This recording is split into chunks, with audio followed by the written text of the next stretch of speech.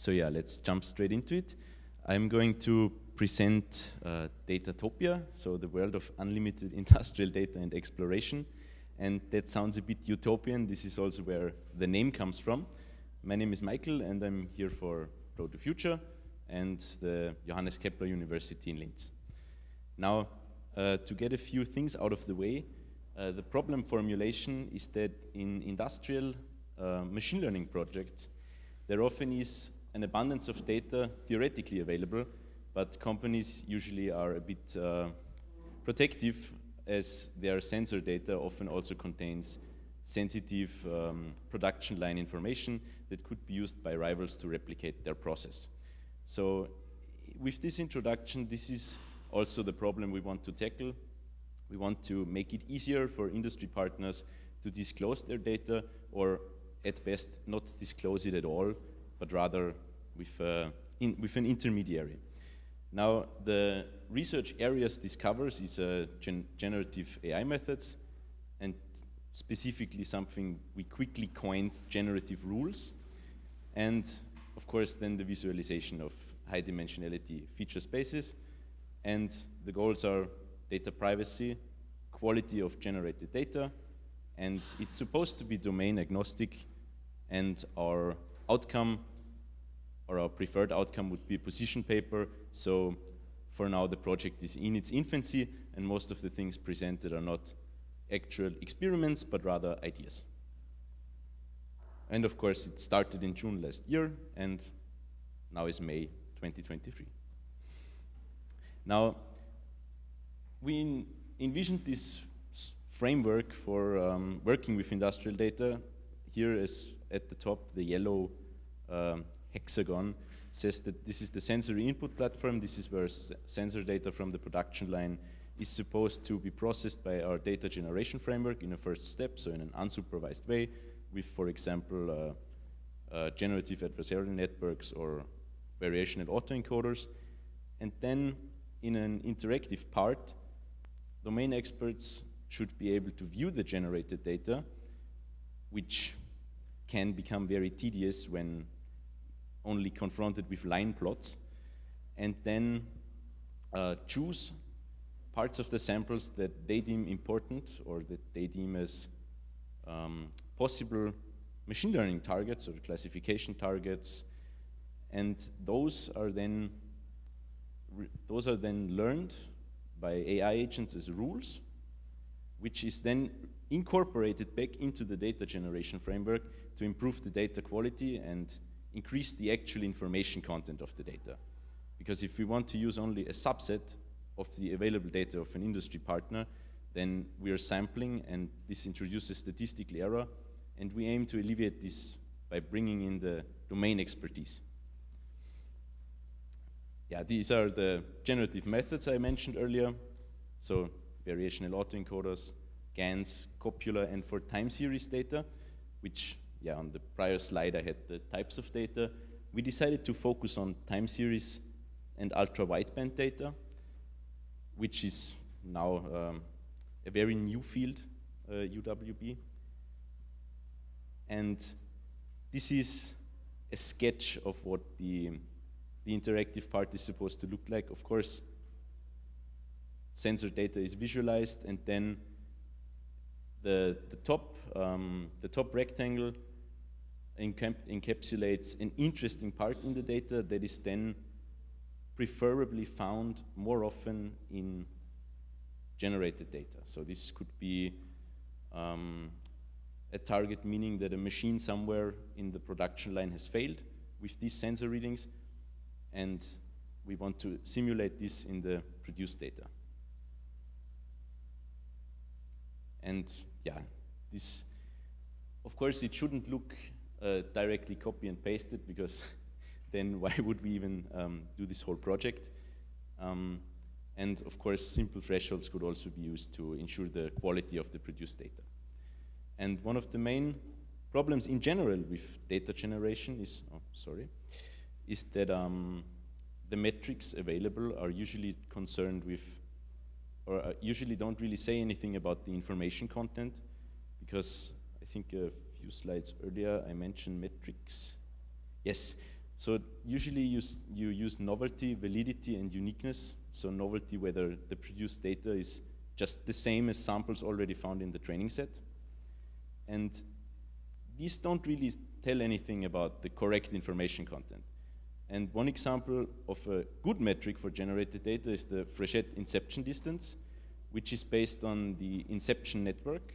So basically a feature extractor is used to compute similarity between images based on the generated features. But for industrial sensor line data, there are no giant pre-trained feature extractors. So this is also a big starting point, how to actually compute the domain agnostic similarity between sensor readings. This is also one of our goals. And yeah, with this, I would already open the discussion just with these two statements. There already exist proprietary solutions, but they're not focusing on generative rules, but rather on presenting a data science framework for big company partners, and we are trying to go more in the open research direction. And here again, the expected research contributions would be in generative methods and the visualization of large feature spaces. Thanks.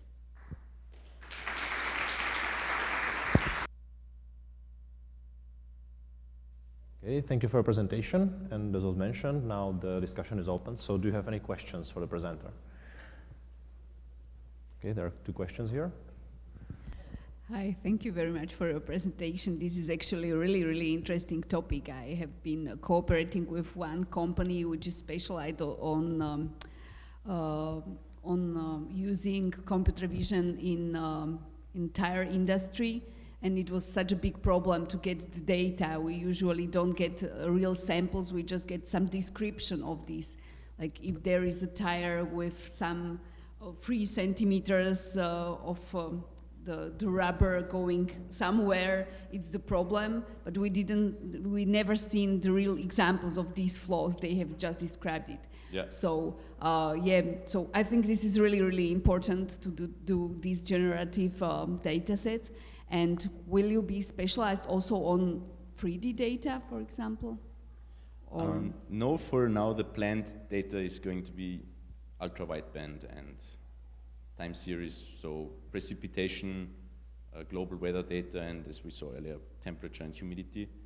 But, well, originally we chose not to work with computer vision data, but now during the course of other projects that are a part of this, it actually turned out to be a good idea to start again with CV data generation. But no 3D, no point clouds. So you have to think about it. Yeah.